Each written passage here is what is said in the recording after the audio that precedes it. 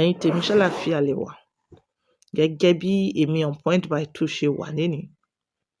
Thank you for always watching me.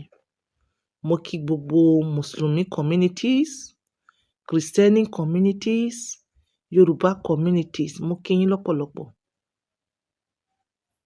Èmi ò lè wá tẹ ojú yín mọ́lẹ̀ o, pé gbogbo ẹ̀yin tẹ́ ń wò mí kí wọ́n á mọ bú yín ṣàkàṣàkàṣàkà kí n mọ bú yín ṣàkàṣàkàṣàkà láyéláyé mi lè ṣe o. Nǹkan tèmi ń ṣe lórí àlééfà yìí ni pé bí mo ṣe máa ń sọ ọ̀rọ̀ ọkọ àti ìyàwó, kò sí èèyàn bá ṣe wà yìí as an adult pé kí àwọn ọmọ kán mọ́ ní ibi ìjókòó ayọ̀. Kò sí. So irú program wo ni wọ́n wá ń ṣe? Ṣé èyí tí ó máa counterfeit future wọn ni? Nígbà tí ìwọ bá lọ ibi tí àwọn àgbààgbà máa ń lọ, tí ò dẹ̀ sọ̀rọ̀ gidi jáde tó máa fún àwọn ọmọ rẹ ní ibùjókòó ayọ̀. So irú èèyàn tá bá rí bẹ́ẹ̀ yẹn, tá find one thing bẹ́ẹ̀ yẹn, program yẹn òun la máa wá talk about. There is no time to hate anybody. Àdínì mi ò fààyè gba kíyàn hate èèyàn, wàláì. Tá bá ti mú yẹn, tá bá ti sọ, tó ti lọ, ìyẹn náà bá tún ṣe nǹkan tó dá níjọ́ mi, á tún wá sọ. Tó bá tún sọ nǹkan burúkú, á tún wá sọ. Bẹ́ẹ̀ lórí ti tèní, ẹ̀yin obìnrin,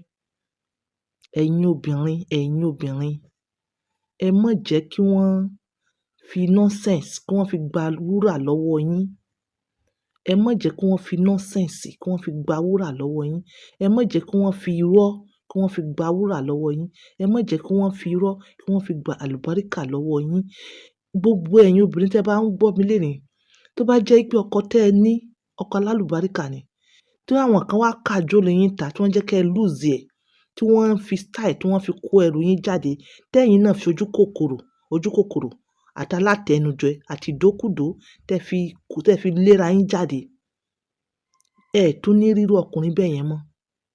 Torí ẹ ní ó máa ń difficult fún àwọn obìnrin míì láti get back sí ọkọ wọn. Ọkùnrin alálùbáríkà ni mo ń sọ. Tó bá lọ fi mistake, tó bá fi lose ọkọ alálùbáríkà, ó tún rí mọ́ táyé rẹ̀ ó fi parí.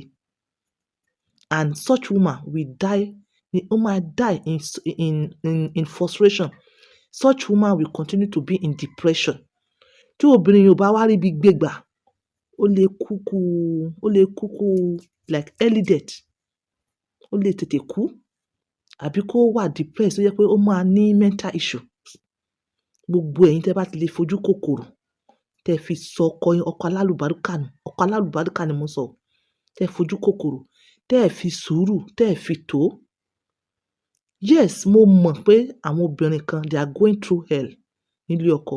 Bẹ́ẹ̀ tí ọkọ yẹn ò ṣe pé ọkọ tó nẹ̀, tó jẹ́ wípé nípa ìbálòpọ̀ yìí ni, ó ń ṣe àmọ́ kò ṣe tó level tó fẹ́. The reason táwa fi wà lórí social media lélẹ̀, a mọ̀ continue láti sọ̀rọ̀ sáwọn ọkọ. Nínú 10, mo mọ̀ pé 2 máa gbọ́. Possibility 2 tó bá gbọ́ yẹn, ó lè jọkọ rẹ̀. Àìmọye ọkùnrin tó ti change. Àìmọye ọkùnrin tó ti change, tó ti ń ṣe dáadáa sọ́kọ wọn. Yes, bí mo ṣe wà yìí, àìmọye àwọn ọkùnrin tí wọ́n ń pè mí fún ìyàwó wọn. Ẹ bá mi ṣe nǹkan báyìí fún ìyàwó mi, ẹ bá mi tà nǹkan báyìí fún ìyàwó wọn. Tí àwọn ìyàwó alálùbáríkà tí wọ́n ti tẹ́wọ́, tí wọ́n ń gbà lọ́wọ́ ọkọ wọn. Torí pé kí ni wọ́n fẹ́ ibùjókòó ayọ̀ fún títí láíláí. Wọ́n fẹ́ kí inú àwọn ọmọ wọn sì máa dùn. Nígbà tó bá ti di displacement, ẹ ronú àwọn ọmọ ni. Bèlèǹtélé irú láíláí story tí wọ́n wá tà fún wa láìpẹ́ yìí. Ẹ̀yin ẹ wo irú story yẹn. Màá refer back because story yẹn òun náà ló gbé program yìí jáde lénìí. Nítorí pé kí ni mo find out pé irọ́ ni story yẹn. Irọ́ ni story yẹn. Ìdí tí mo fi sọ pé irọ́ ni story yẹn ni pé tí èèyàn bá ti sọ story kalẹ̀, tá bá ti rí pé one side of the story is a lie, definitely the whole story is a lie. Ìdí ẹ̀ nìyẹn.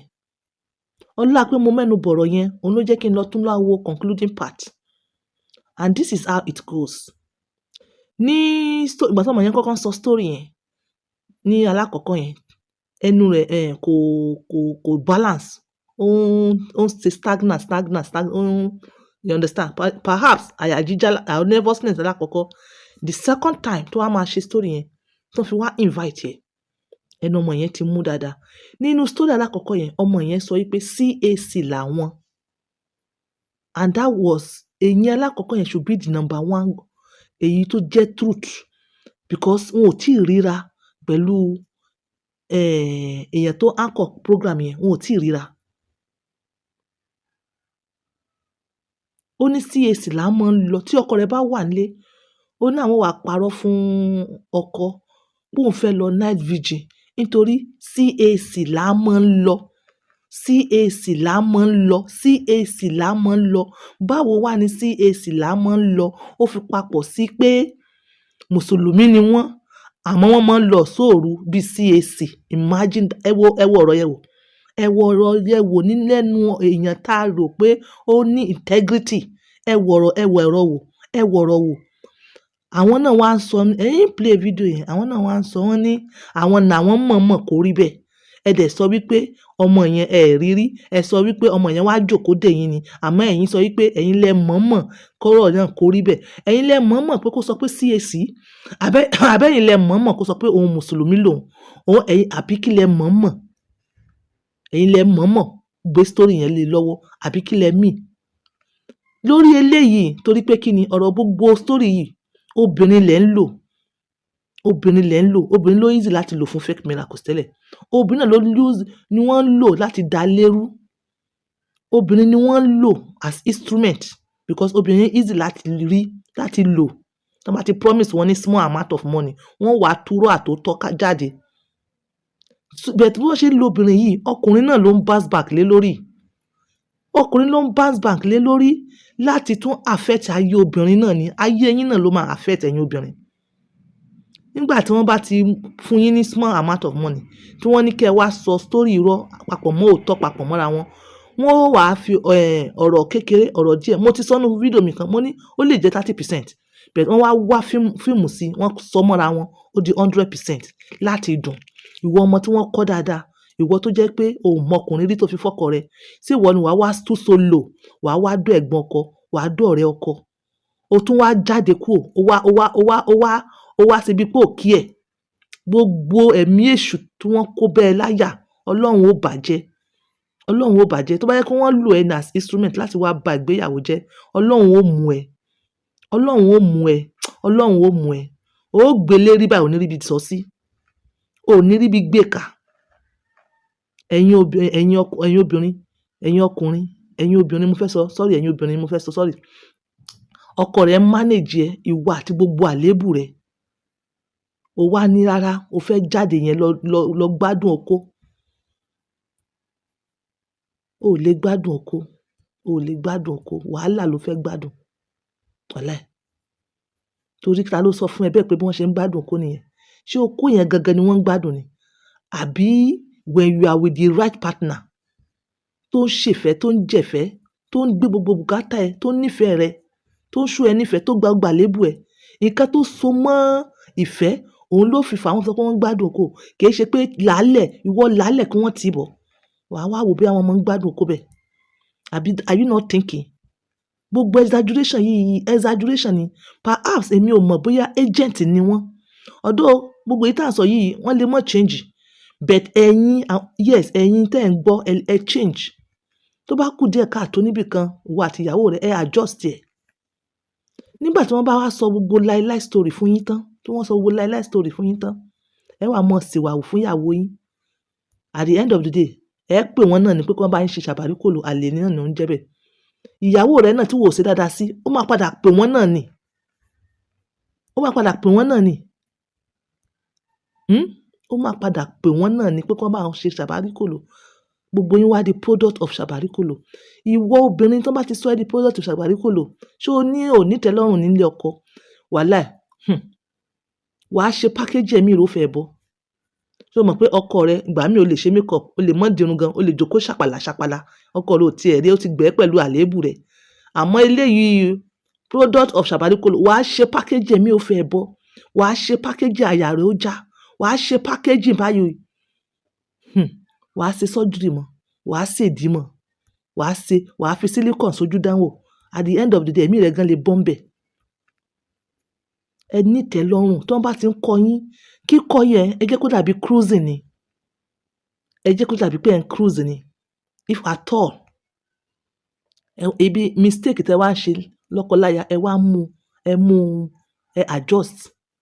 Ẹ má gbé lórí bí ẹ̀yin kan ṣe gbé lórí pé ẹ ní fẹ́yàwó. When they are doing lies, tí wọ́n ta lies fún yín tẹ wá ní ẹ ní fẹ́yàwó, ẹ rí pé èṣù gan ti kó bá yín ni. Àwọn lèṣù, wọ́n ti lo èṣù yẹn láti kó bá yín. How can you say that? Ìwọ tó bá sọ pé ò ní fẹ́yàwó, ò ní fọ́kọ. Ṣé a jẹ́ pé ìwọ ò ní gbàgbọ́ ní Ọlọ́run nìyẹn o? Candidate èṣù ni ẹ́. Gbogbo èèyàn tó bá ní gbàgbọ́ ní Ọlọ́run tó jẹ́ pé Ọlọ́run ló ń pè kó mọ́ sọ yẹn jáde. Ẹ má jẹ́ kí wọ́n fi skit, kí wọ́n fi gbàlùbáríkà yín lọ. Tó bá fẹ́yàwó, ìjọ́ tó bá kú, ìjọ́ tó bá dàgbà, wà á mọ̀ pé ó yẹ kí èèyàn níyàwó ńlé. As at that time, you may not get the good one. Ẹ̀yin ọkùnrin tán bá ti kàjọ́lù yín, bí ìyàwó alálùbáríkà ṣe jẹ́ once in a lifetime, bí ọkọ alálùbáríkà ṣe jẹ́ once in a lifetime, bẹ́ẹ̀ náà ni ìyàwó alálùbáríkà jẹ́ once in a lifetime. Tẹ́ bá ti jẹ́ kí wọ́n ti fi pranks gba partner yín alálùbáríkà lọ, ó tán nìyẹn o, ó ti lọ ní ọ̀pọ̀lọpọ̀ fi mọ́ wá wọn ò ní rí tí wọ́n fi kú. Bye for now. Ìgbà mí dẹ̀kẹ̀ máa sọ fún pé mo lọ sí church nípa ní víjì oríṣiríṣi ni a máa lọ.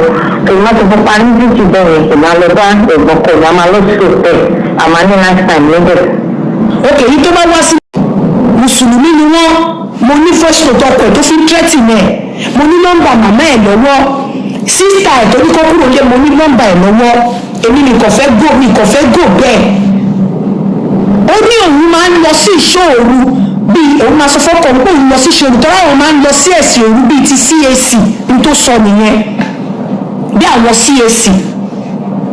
Ìkẹyìn ọjọ́